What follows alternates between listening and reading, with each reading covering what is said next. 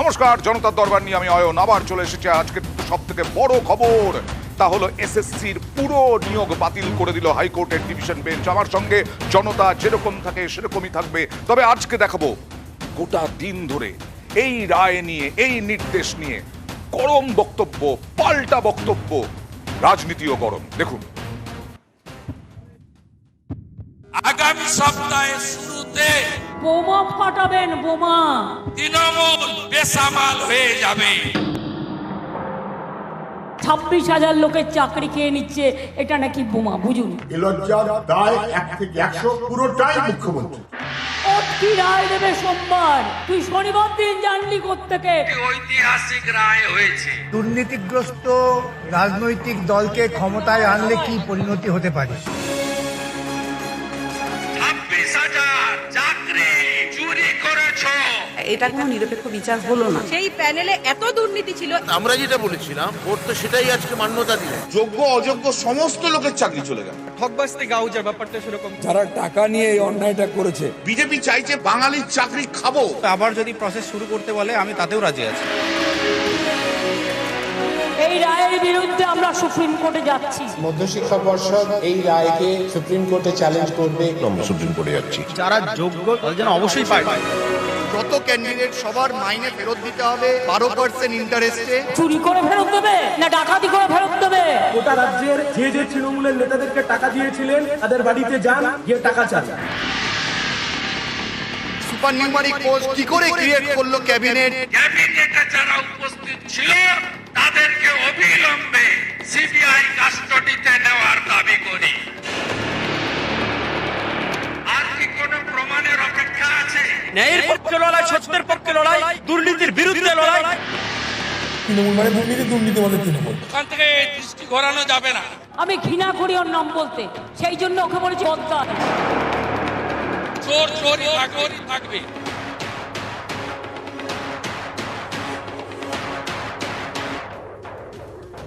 সিংহাসনের মহাসংগ্রামে এবার পরিচয় করাবো প্রথমেই, অন্যান্য দিন বাঁদিক থেকে পরিচয় করাই, আজকে ডান দিক থেকে, কারণ যাদের জন্য প্রোগ্রাম, যাদের জন্যই জনতার দরবার। চাকরি প্রার্থী মৌসুমী মণ্ডল, সিঙ্গল বেঞ্চের রায়ে চাকরি পাওয়া এবং এবারে ডিভিশন বেঞ্চের নির্দেশে চাকরি চলে যাওয়া চাকরিহারা সাদ্দাম হোসেন, বিজেপি মুখপাত্র কেয়া ঘোষ, সিপিআইএম নেতা চন্দন চট্টোপাধ্যায়, তৃণমূল মুখপাত্র মৃত্যুঞ্জয় পাল। আর আজকে কি হলো? হাইকোর্ট 25,000 চাকরি বাতিল করে দিল। এরপরে কে কোথায় যাবে না যাবে, কিন্তু এখন তো চাকরি বাতিল হলো, যোগ্যদের চাকরি বাতিল হলো, আর তার সঙ্গে সঙ্গে প্রায় 5,500 জনকে বেতন ফেরত দিতে হবে। দেখুন বিস্তারিত।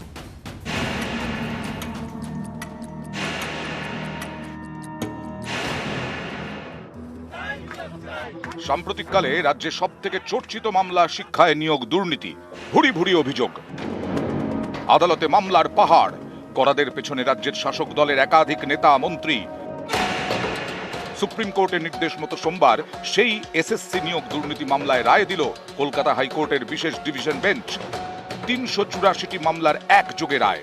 বিচারপতি দেবাংশু বসাক এবং মোহাম্মদ শাব্বার রশিদির ডিভিশন বেঞ্চ এদিন 2016 এসএসসির পুরো নিয়োগ প্যানেলই বাতিল করে দিল। বাতিল হলো নবম, দশম, একাদশ, দ্বাদশের শিক্ষক পদে নিয়োগ এবং গ্রুপ সি ও গ্রুপ ডির নিয়োগ। এদিনের রায়ে চাকরি গেল 25,752 জনের। 2016 সালের যে 4টে নিয়োগ প্রক্রিয়া, গ্রুপ সি, গ্রুপ ডি, 11, 12 এবং 9, 10 মিলে 25,753 জনকে যে ওএমআর শিট ইস্যু করেছিল, যে অ্যাপয়েন্টমেন্ট লেটার ইস্যু করেছিল, প্রত্যেকের নিয়োগ নাল অ্যান্ড ভয়েড বলে দিয়েছে। নানাভাবে নিয়োগে জালিয়াতি, যেমন ওএমআর জালিয়াতি, র্যাঙ্ক জাম্প, প্যানেলে নাম না থাকলেও চাকরি, মেয়াদ উত্তীর্ণ প্যানেল থেকে চাকরি। এই 4 জালিয়াতিতে চাকরি গেছে 24,639 জনের, আর অতিরিক্ত শূন্য পদের ক্ষেত্রে চাকরি গেছে 1,113 জনের। সব মিলিয়ে এক রায়ে চাকরি গেল 25,752 জনের। আদালতের নির্দেশ, বেআইনি চাকরি প্রাপকদের 12% সুদে বেতন ফেরত দিতে হবে। 4 সপ্তাহের মধ্যে সুদ সহ বেতন ফেরতের নির্দেশ দিয়েছে আদালত। সূত্রের খবর, প্রায় 5,000 চাকরি প্রাপককে বেতন ফেরত দিতে হবে। যারা বেআইনিভাবে রিক্রুটমেন্ট হয়েছে, যেমন ব্ল্যাঙ্ক ওএমআর দিয়ে র্যাঙ্ক জাম্পিং করে, যারা আদৌ প্যানেলে ছিল না, তারা চাকরি পেয়েছে, এমনকি যারা পরীক্ষাও দেয়নি তারাও চাকরি পেয়ে গেছে। এই যাবতীয় যত ক্যান্ডিডেট সবার মাইনে ফেরত দিতে হবে। হাইকোর্টের এও নির্দেশ, নিয়োগ দুর্নীতির তদন্ত চালিয়ে যাবে সিবিআই। বেআইনি চাকরি প্রাপকদের জিজ্ঞাসাবাদ করতে পারবে সিবিআই। প্রয়োজনে হেফাজতে নিয়ে জিজ্ঞাসাবাদও করতে পারবে। অতিরিক্ত শূন্যপদ নিয়েও তদন্তের নির্দেশ দিয়েছে হাইকোর্ট। অতিরিক্ত শূন্যপদ তৈরির ক্ষেত্রে কারা জড়িত জানতে চায় আদালত। এক্ষেত্রেও সিবিআই মনে করলে হেফাজতে নিয়ে জিজ্ঞাসাবাদ করতে পারবে। নিয়োগ নিয়েও এদিন নির্দেশ দিয়েছে কলকাতা হাইকোর্ট। ৪ জুন লোকসভা ভোটের ফল, আদালতের নির্দেশ লোকসভা ভোট শেষ হওয়ার 2 সপ্তাহের মধ্যে নতুন নিয়োগ প্রক্রিয়া শুরু করতে হবে। নতুন করে প্যানেল তৈরি করবে এসএসসি। এসএসসিকে সব ওএমআর দ্রুত আপলোড করতে হবে ওয়েবসাইটে। টেন্ডার ডেকে নতুন সংস্থাকে দিতে হবে ওএমআর মূল্যায়নের দায়িত্ব। নতুন নিয়োগ জুন মাসের মধ্যে শুরু করতে হবে এবং যে ওএমআর রিকভার করেছিল সেগুলোর মান্যতা দিয়েছে এবং সেগুলোকে আপলোড করতে হবে। আর নাইসানা একজন টেন্ডার করে একজন নতুন এজেন্সিকে অ্যাপয়েন্ট করতে হবে যারা এই ওএমআর এভ্যালুয়েশনের কাজ করবে।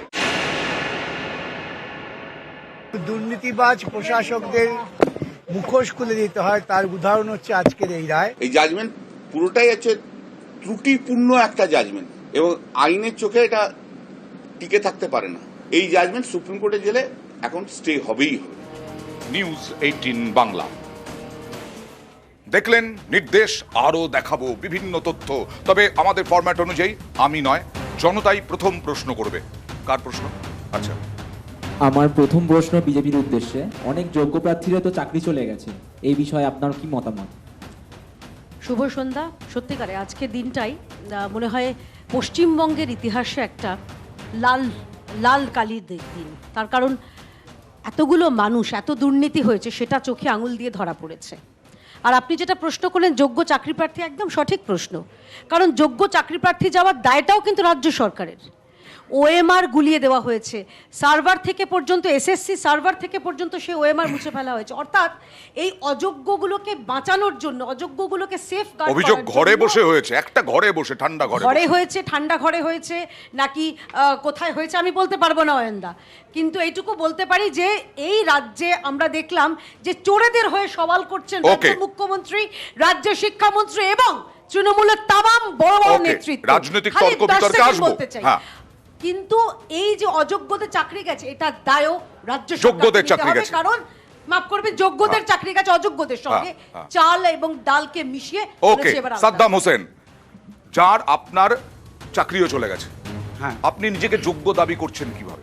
কারণ আমি তো অভিজিৎ গঙ্গোপাধ্যায় সিঙ্গেল বেঞ্চের মানে রায়ের ভিত্তিতে চাকরি পেয়েছি। কবে? 2023-এ জানুয়ারি মাসের 11 তারিখ। আচ্ছা, এবং সেটা আপনি স্কুলে চাকরি শুরু করে দিয়েছিলেন, হ্যাঁ, তারপরে এই রায় সেটা পেলাম তো সামনেই, আজকে দেখলাম যে পশ্চিমবঙ্গে সবকিছু সম্ভব। মানে জাস্ট শুনলেন যখন আপনি চাকরি শুরু করে দিয়েছিলেন, মাইনে পেতেন, একটা সংসার গড়ার একটা স্বপ্ন, কি হলো এবার? সেটা তো ধুলোয় মিশে গেছে। এবং তাছাড়া শুধু কি সংসার, ফ্যামিলি আছে আমার, এবং আমার কেন, আমার মতো অনেকেরই ফ্যামিলি আছে, যাদের ফ্যামিলি ধর একজন চাকরি করলে তার মানে এই নয় সে সিঙ্গেল, তার পিছনে আরও তার বাবা মা গার্জেন ফ্যামিলি প্রচুর থাকে, কারোর 10 জন 5 জন 2 জন এরকম একটা ফ্যামিলি থাকে। এবং এই মুহূর্তে হঠাৎ করে অনেকেই আমাদের মতো যারা প্রাইমারিতে চাকরি করতো বা অন্য অন্য জায়গায় চাকরি করতো, তারা দুর্নীতি করেনি এবং অন্য অন্য জায়গায় চাকরি করতো, তারা বেটার পাওয়ার জন্য এখানে চলে এসছে আমাদের সঙ্গে। এবং আমরা নিজেরাও গেছি সেখানে। আমি নিজেও একটা ব্যবসা করতাম, নিজে একটা কাজের সঙ্গে জড়িত ছিলাম, সেখান থেকে ছেড়ে এখানে আসলাম। হঠাৎ করে যে এরকম একটা চাকরি চলে যাবে, হ্যাঁ যাক, আমার অসুবিধা নেই, যারা জেনুইন তারা অবশ্যই পায়। কোন স্কুলে চাকরি করছেন? আমি গোবিন্দপুর হাই স্কুল, গোসাবা। আচ্ছা, লাউহাটিতে বাড়ি? হ্যাঁ, বাড়ি লাউহাটির কাছাকাছি। ওকে, আমি মৌসুমী মণ্ডলের কাছে আসবো। মৌসুমী মণ্ডল, চাকরি প্রার্থী, দীর্ঘদিন ধরে আন্দোলনের মধ্যে আছেন। আজকে দেখলাম আপনি যখন এইটা পেলেন, এই নির্দেশটা পেলেন, জয়ের আনন্দেই কি হাউ হাউ করে কেঁদে ফেললেন? না, জয়ের আনন্দে না, আমি একটা জিনিস চেয়েছিলাম যে যারা করাপ্টেড তাদের এই উপযুক্ত শাস্তিটা খুব দরকার ছিল। কারণ আমাদের চাকরিটাই তারা করছে, চাকরি চুরি হয়েছে, একটা সিট 25 লাখ 30 লাখ টাকায় বিক্রি হয়েছে। সেই জায়গায় র্যাঙ্কে যারা প্রথম দিকে নাম আছে তারা পুরো, আমি বিশ্বাস করবেন না, আমি যখন মানে ওএমআর র্যাঙ্কের যে কপিগুলো আমি যখন পিডিএফ করে যখন রেখেছি, একজনের নাম 4টে র্যাঙ্কে রয়েছে, male female, female male female, মানে এসসি জেনারেল এসটি সব জায়গাতে র্যাঙ্ক করে রেখে দিয়েছে টাকার জোরে। একটা জেনারেল ক্যান্ডিডেট, কিন্তু এই সাদ্দাম হোসেন তো টাকা দেননি, তারও তো চাকরি চলে সবাই গেল। তো দেয় না, সেই জায়গাটাই তো আমার কথা, যে যারা আমরা 29 দিন ধরে আন্দোলন করলাম, সবকিছু করলাম, আর ভেতর দিয়ে তারা চাকরি নিয়ে নিয়েছে। এমনকি মমতা বন্দ্যোপাধ্যায় এবং পার্থ চ্যাটার্জি যখন এসেছিলেন সবাইকে আশ্বস্ত করেছেন, কিন্তু ভেতর থেকে তারা চাকরি নিয়ে নিয়েছে। এই যোগ্য অযোগ্য নিয়েই তো পুরো চলছে। এসএসসি নাকি বলছে, দাবি করছে যে যোগ্য অযোগ্য এফিডেভিট দিয়ে তারা নাকি চিহ্নিত করে আদালতে দিয়েছিল। কোন রকম তারা কিছু বলতেই পারেনি। আমি রোজ হিয়ারিং এ গেছি, সুতনু পাত্র একটা কথা বলতে পারেনি। উনি অপশনের শিকার হয়েছেন, লাস্ট উনি রিজাইনও করেছেন। আর এদিকে দেখাবো এইটাই, 25,000-এর মধ্যে ঢুকে গেলেন যোগ্যরাও, তাদেরও চাকরি বাতিল এই সাদ্দাম হোসেনদের মতো। দেখুন, সব এখন এলোমেলো লাগছে, ভালো মন্দ তার বিচার হলো না। 2016 এসএসসির পুরো প্যানেলই বাতিল, এক ঝটকায় চাকরি গেল 25,000-এর বেশি। এতে অনেকেরই প্রশ্ন, 25,752 জনই কি দুর্নীতি করে চাকরি পেয়েছেন? যারা নিজেদের যোগ্যতায় চাকরি পেয়েছেন তাদেরও চাকরি কেন বাতিল করা হলো? যে প্যানেলটি প্রকাশ হয়েছিল সেই প্যানেলে এত দুর্নীতি ছিল, এত প্রকার, এত মাল্টিফোল্ডের দুর্নীতি ছিল, যেটি কিনা সেপারেট করা সম্ভব নয়। তাই আদালত এই নির্দেশ দিতে বাধ্য হয়েছে যে পুরো প্যানেলটি ক্যান্সেল করে। অনেকেই বলছেন, কে যোগ্য আর কে অযোগ্য সেটা বিচার হলো কোথায়? সবারই তো চাকরি চলে গেল। এই প্রশ্নকে সামনে রেখেই সুপ্রিম কোর্টে যাচ্ছে এসএসসি এবং মধ্যশিক্ষা পর্ষদ। এই রায়ে খুশি নই এই মুহূর্তে, যে আমরা নিশ্চয়ই সুপ্রিম কোর্টে অ্যাপিল করব। 5,000 অভিযোগ কেন্দ্রীয় তদন্তকারী সংস্থার পক্ষ থেকে, আর 24,000 মোট চাকুরিজীবী, যে কি পেলেন মহামান্য আদালত যে বাতিল করবার যোগ্য মনে করলেন, সেটা আমাকে জানান। সুপ্রিম কোর্টের যে নির্দেশ ছিল যে ন্যাচারাল জাস্টিসের জন্য সব ক্যান্ডিডেটের বক্তব্য শোনা হবে, সেই অ্যাফিডেভিট স্টাডি করা হয়েছে নিশ্চয়ই। এই বিষয়গুলোই আমাদের যারা আইনি বিভাগ দেখেন তারা দেখবেন। আমরা নিশ্চিত যে মধ্যশিক্ষা পর্ষদ এই রায়কে সুপ্রিম কোর্টে চ্যালেঞ্জ করবে in the form of an SLP. এই যোগ্য অযোগ্যের যে মানে কি বলবো বিভাজন, সেটা তো আমরা অবশ্যই এফিডেভিট সহকারে এইগুলো আলাদা করে কিন্তু আমরা মহামান্য আদালতের কাছে পেশ করেছি। 2023-এর আমি ফেব্রুয়ারি মাসে জয়েন করেছিলাম, সেখানে আমি জেনুইন প্রার্থী আছে, তবে আবার যদি প্রসেস শুরু করতে বলে আমি তাতেও রাজি আছি। স্বচ্ছভাবে হোক এটা আমি চাই। সঠিক ক্যান্ডিডেট কারা সেটা আইডেন্টিফাই করা খুব কঠিন। তার জন্য যদি প্যানেলটা আবার শুরু হয় নতুন করে, তাহলে আশা রাখছি আরো অনেক ছেলে মেয়ে চাকরির রাস্তা খুলে যাবে। আর ঠকবাজতে গাউজার ব্যাপারটা সেরকম, মানে সব এখন এলোমেলো লাগছে, ভালো মন্দ তার বিচার হলো না, টোটাল সবটাই বাদ চলে গেল। নিউজ 18 বাংলা। একদম আবার সাদ্দাম হোসেনের কাছে যাবো। যে সাদ্দাম হোসেন চাকরি পেয়েছিলেন গত বছর সিঙ্গেল বেঞ্চের রায়ে, সেই সাদ্দাম হোসেনেরও চাকরি চলে গেল। সাদ্দাম, আপনারা কি এই মধ্যশিক্ষা পর্ষদ এসএসসি তো যাবে, সুপ্রিম কোর্টে চ্যালেঞ্জ করবে, আপনারাও কি যাচ্ছেন আলাদাভাবে? না, আমরা আলাদাভাবে যাব, আমরা চিন্তা ভাবনা করেছি। আমাদের ঈদের মধ্যে আমাদের সমস্ত বন্ধু বান্ধব এবং যারা ছিল আমাদের গ্রুপে সবার সঙ্গে আমরা কন্ট্যাক্ট করেছি, কথা বলেছি। কিন্তু যতক্ষণ রাজ্য সরকার যাচ্ছে তাদের মানে একটা রায়, মানে 10টা হোক আর মানে 15টা হোক 20টা হোক, যতগুলোই কেস হোক না কেন, রায় তো একটাই বার হবে। সেই জন্য আমরা একটু ওয়েট করছি, কারণ আমরা ফেরদৌস সামিন স্যারের সঙ্গে কথা বলে এসেছি যে ঠিক আছে আমরা একটা পিটিশন দেবো, আমরা মানে করবো, আমাদের কি করার করণীয় আপনি একটু বলে দেন, আমরা সেই অনুযায়ী হবো। এই যে একজন বলছিলেন ঠক বাজতে গা উজাড় হয়ে যাচ্ছে, সব এলোমেলো লাগছে, আপনার মানসিক পরিস্থিতি কি? মানে তাদের মধ্যে তো আমি অবশ্যই, আমারও তো একই মানে মানসিক কি বলবো এখন, মানে বলার ভাষাই হারিয়ে ফেলছি। কারণ হঠাৎ করেই একটা যে জব চলে যাচ্ছে কিছু দুর্নীতির জন্যে, এবং যাদের দুর্নীতিটা হয়েছে তাদেরকে খুঁজে বার করতে পারলো না। এসএসসির কাছে সমস্ত রিপোর্ট, সমস্ত তথ্য, সমস্ত কিছু ছিল, তারা জানে না যে কাদের দুর্নীতি হয়েছে, কাদের মানে ব্ল্যাঙ্ক রেকমেন্ডেশনে চাকরি দিয়েছে, কাদের ওএমআর মানে ব্ল্যাঙ্ক ছিল, কাদের নাম্বার ম্যানগুলো। আমি মৌসুমীর কাছে যাবো, যে এই যে রায়ের পরে আপনি কান্নাকাটি করলেন, সব চোখের জল বেরোলো, আপনি বললেন যে লড়াই আমাদের ছিল, কিন্তু এই লড়াইয়ের পরে যে স্বচ্ছ নিয়োগ হবে সে তার গ্যারান্টি আছে? না, স্বচ্ছ নিয়োগ হবে সেটা আশা করছি, কারণ ওই যে বললাম গাবাজ মানে সবাইকে যে এই যে রিজেক্টেড হলো, এটাতে আমি একটা বিষয় আনন্দ পাচ্ছি, যারা করাপ্টেড তারা বেরিয়ে গেছে, যারা করাপ্টেড তারা বেরিয়ে গেছে, তারা পারবে না, কারণ তাদের তো ওএমআরই নেই, পুড়িয়ে দিয়েছে সাদা খাতা, এইগুলো বেরোলে তো আমরা ঢুকে যাচ্ছি তখন। এইটুকু ভালো করে করুক, তাহলেই আমাদের শান্তি। কারণ আমি জানি যে যদি স্বচ্ছভাবে যারা টাকা দিয়ে হয়েছে, আপনাদেরও চাকরির সম্ভাবনা বাড়বে। আমাদের চাকরির সম্ভাবনা বাড়বে, কারণ আমরা তো আমার পরে 7 জনের চাকরি হয়েছে।